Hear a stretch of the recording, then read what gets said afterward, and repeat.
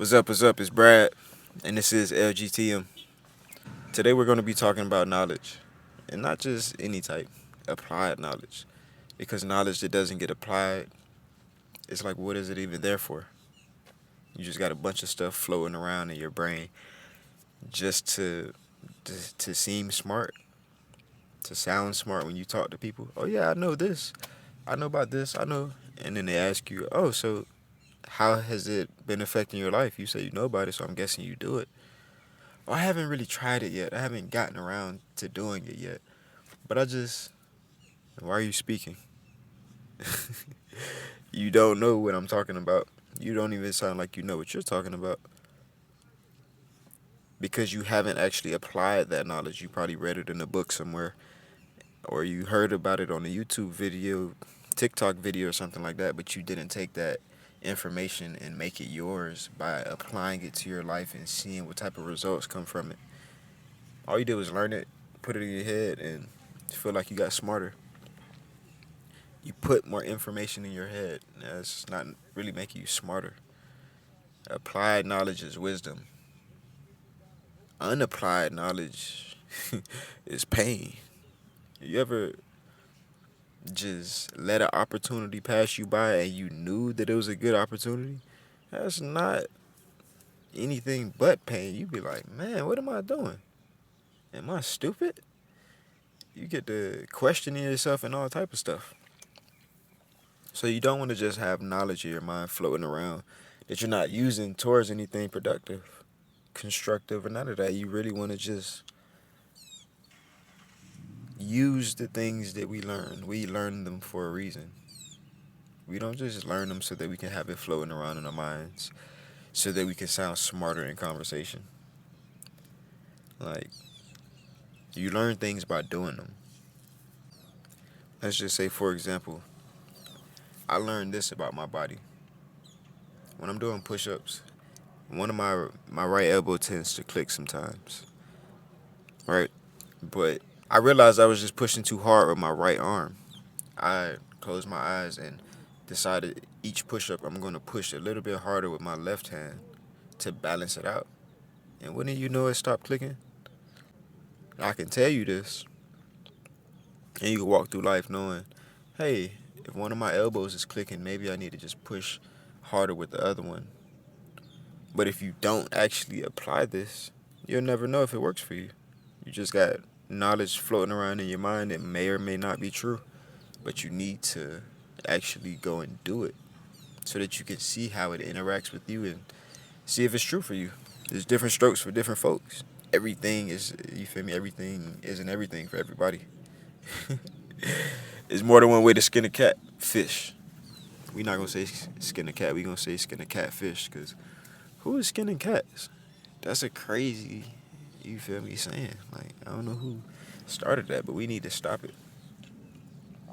But another thing that I had in my mind for a long time, but I just wasn't getting around to applying that knowledge, was on the power of breath. When you breathe in deeply and exhale deeply, you're sending signals to your body that you're safe.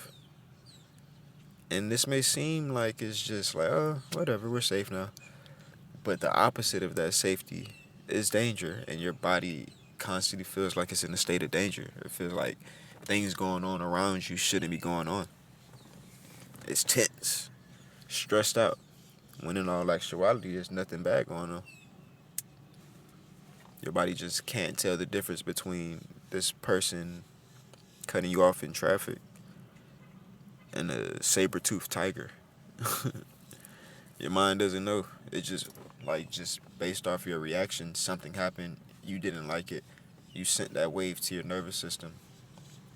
Now your body feels like you're in danger.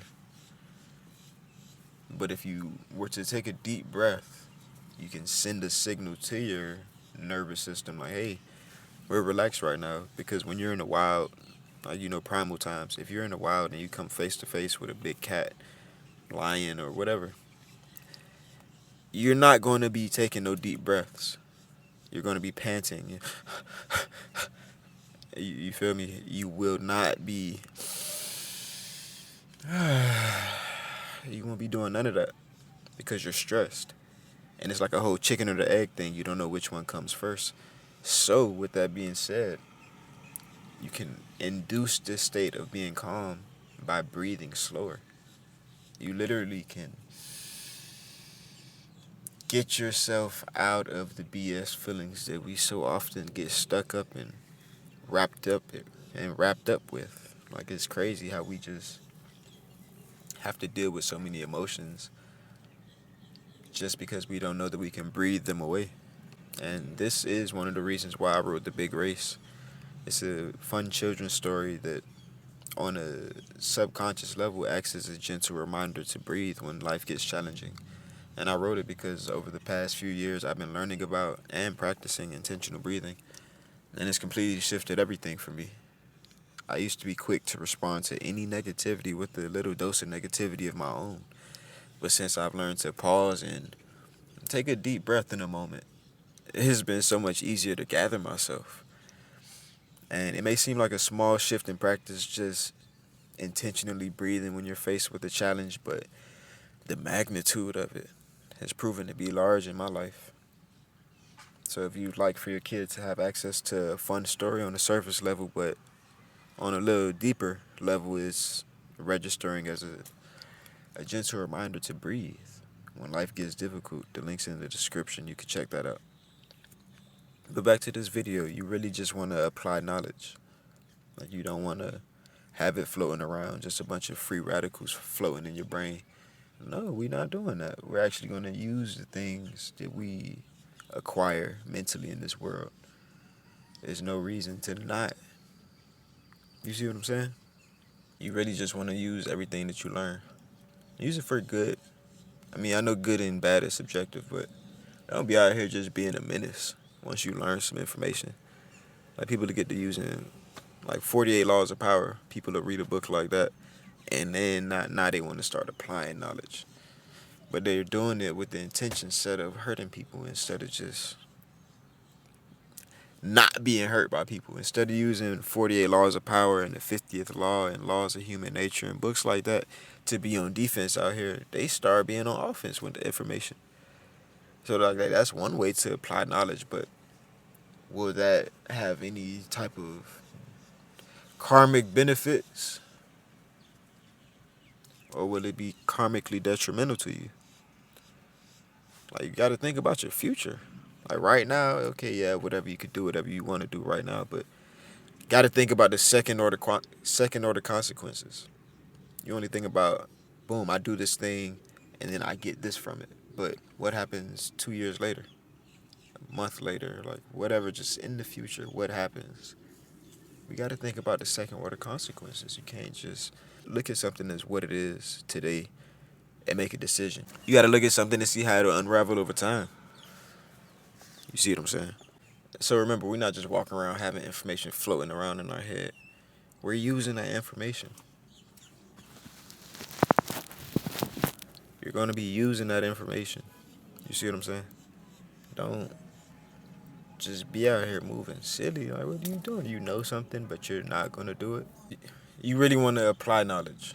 You're not walking around with just a bunch of knowledge floating around in our head from all the things that we learned. We're not reading 1,000 books. We're going to read one book, couple books, over and over and over. Get that knowledge really in your mind so that you can apply it to your life. Instead of having a bunch of things just floating around, not doing anything, just taking up mental space. Now you forgetting about personal things because you filling your mind up with everything else and you're not even using it.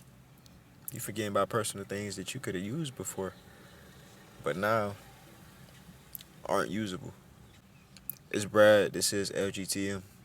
And I'll see you next time.